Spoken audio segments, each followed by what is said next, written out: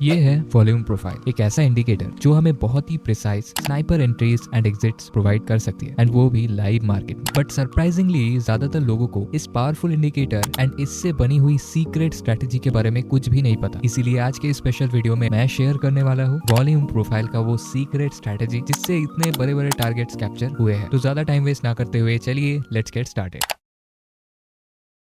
तो सबसे पहले इंडिकेटर को ना हम चार्ट में ऐड कर लेंगे। उसके लिए मैं ट्रेडिंग व्यू में आ गया हूँ। अगर आपके ब्रोकर में वॉल्यूम प्रोफाइल अवेलेबल नहीं है तो आप ट्रेडिंग व्यू में आ सकते हैं, बिल्कुल फ्री में इसे आप एक्सेस कर सकते हैं। तो यहाँ पे लेफ्ट साइड में जो टूल बार है उसमें 5th नंबर का जो टूल है उसके पास एक एरो मिलेगा। इसको क्लिक करने के बाद नीचे आपको यहाँ पे दो ऑप्शन मिलेंगे, एक है फिक्स्ड रेंज वॉल्यूम प्रोफाइल, एक है एंकर्ड वॉल्यूम प्रोफाइल। नाउ इस वीडियो के लिए हम यूज करने वाले हैं फिक्स्ड रेंज वॉल्यूम प्रोफाइल को। इसे कैसे यूज करना है, सिंपली इसे क्लिक करना है एंड मैं एग्जाम्पल के लिए इसे किसी भी एक रैंडम रेंज पे अभी प्लॉट करके दिखा रहा हूँ कि इसे एग्जैक्टली यूज कैसे करना है। तो मैंने सिर्फ एक पॉइंट से एक पॉइंट तक इस इंडिकेटर को प्लॉट कर दिया है एंड आप देखोगे कि वॉल्यूम में जैसे बार्स होते हैं एग्जैक्टली वैसे ही बार साइडवेज डायरेक्शन में है एंड उसके साथ एक लाइन भी हमें देखने को मिल रहा है। यहाँ पे ना गाइस सबसे इंपॉर्टेंट चीज होने वाला है ये लाइन। मैं अगर इसी एग्जैक्ट लाइन पे एक हॉरिजॉन्टल लाइन को प्लॉट कर दूं तो आप सिर्फ देखिए कि फ्यूचर में यही लाइन कैसे रेस्पेक्ट हो रहा है। ऐसा क्या है इस लाइन पे कि इसी लाइन पे आके प्राइस ने यहाँ पर एम पैटर्न बनाया एंड नीचे फॉल कर गया। क्या ये कोई स्ट्रॉन्ग सपोर्ट एंड रेजिस्टेंस है? तो यहाँ पर तो ऐसा कुछ दिख नहीं रहा चार्ट में। ये सिर्फ एक लाइन है जिसको प्राइस ने इतना हाईली रिस्पेक्ट किया कि इसी लेवल को ब्रेक करके एग्जैक्टली इसी पॉइंट से रिट्रेसमेंट होके प्राइस ने अप मूव दिया। नाउ ये है गाइस कमाल वॉल्यूम प्रोफाइल का। आप ध्यान दो, मैंने सिर्फ इसे एक रैंडम सा जोन में प्लॉट किया था, उसी से हमें इतना सा इंसाइट मिल गया। सोचिए जब इसे हम स्ट्रेटेजिक रूप से यूज करेंगे तो तब कितना बेनिफिट हमको मिल सकता है। वीडियो में वही करेंगे हम। और एक चीज मुझे आपको बतानी है कि अगर इसको हम डबल क्लिक करके इसके सेटिंग्स ओपन कर ले तो यहाँ पे स्टाइल के टैब में ये दो ऑप्शंस देखने को मिलेंगे, एक है VAH एंड VAL। इन दोनों को भी अगर हम ऑन कर ले तो हम देख पाएंगे कि दो और लाइंस चार्ट में ऐड हो गए एंड इन दो लाइंस पे भी अगर हम सेम तरीके से हॉरिजॉन्टल लाइंस को प्लॉट कर दे तो आप यहाँ पर भी देखो कैसे एग्जैक्ट पॉइंट टू पॉइंट में प्राइस ने इन्हीं लाइंस को रिस्पेक्ट करके मूव्स दिया है। हर जगह आप देखोगे मोस्ट ऑफ द टाइम ये लाइंस रिस्पेक्टेड है। नाउ ऐसा क्यों है, इसके पीछे का रीजन क्या है, चलिए सब कुछ वीडियो में जान लेते हैं। तो दोस्तों volume profile was developed in the 1980s by Chicago board of trades member and trader J Peter Steidlmayer. सबसे पहला कॉन्सेप्ट एक बहुत ही रिनाउंड ऑर्गेनाइजेशन के member and trader Peter Steidlmayer, उन्होंने सबसे पहले वॉल्यूम प्रोफाइल का कॉन्सेप्ट इंट्रोड्यूस किया था एंड वो भी 1980s में। फिर भी इसके बारे में बहुत ही कम लोगों को पता है। गाइस ऐसे secret highly powerful indicators, tools and concept मैं इसी चैनल में शेयर करता हूँ, जो कि बहुत ही कम यूट्यूबर्स आपको ऐसे इन्फॉर्मेशन शेयर करेंगे। तो चैनल को जरूर सब्सक्राइब कर देना एंड बेल आइकॉन को भी जरूर दबा देना। वॉल्यूम प्रोफाइल के इन्वेंशन के बाद लोगों का इंटरेस्ट नॉर्मल वॉल्यूम इंडिकेटर से वॉल्यूम प्रोफाइल के ओर चला जाने लगा। लेकिन ऐसा क्यों? ये भी वॉल्यूम है एंड ये भी वॉल्यूम है, लेकिन इन दोनों में एक बहुत ही बड़ा डिफरेंस है, जिस डिफरेंस के लिए वॉल्यूम प्रोफाइल नॉर्मल वॉल्यूम को बहुत पीछे छोड़ देता है। एंड वो डिफरेंस है क्या? अगर आप देखोगे तो हमारा जो नॉर्मल वॉल्यूम इंडिकेटर है that tells us the amount of transaction in one time frame, या फिर एक कैंडल के अंदर कितना वॉल्यूम जनरेट हुआ है उसको वॉल्यूम इंडिकेटर हमें शो करता है, जो कि एक सही चीज है। लेकिन ये हमें ये नहीं बताता कि कौन से प्राइस में कितना वॉल्यूम था, कौन से प्राइस में सबसे ज्यादा इंटरेस्ट बायर्स या फिर सेलर्स का था। ये एक पूरा कैंडल को एज अ रेफरेंस लेता है। लेकिन on the other hand volume profile क्या करता है, हर एक प्राइस पॉइंट का वॉल्यूम हमको शो करता है, ना कि पर्टिकुलर कैंडल्स का। ये जो ब्लैक लाइन इंडिकेटर के अंदर होता है इसको बोला जाता है POC, यानी कि पॉइंट ऑफ कंट्रोल। ये आपने जो रेंज सिलेक्ट किया है उसके अंदर सबसे ज्यादा वॉल्यूम कौन से प्राइस पॉइंट में था उसको आइडेंटिफाई करता है। जैसे कि हम इन बार्स में ही देख सकते हैं कि सबसे बड़ा बार यही था एंड इसी एग्जैक्ट बार में ये लाइन हमें देखने को मिला एंड स्ट्रेटेजी में यही लाइन सबसे इंपॉर्टेंट लाइन होने वाला है। अभी वॉल्यूम प्रोफाइल का लॉजिक ना बहुत ही सिंपल है। आप ही सोचिए एक पर्टिकुलर रेंज पे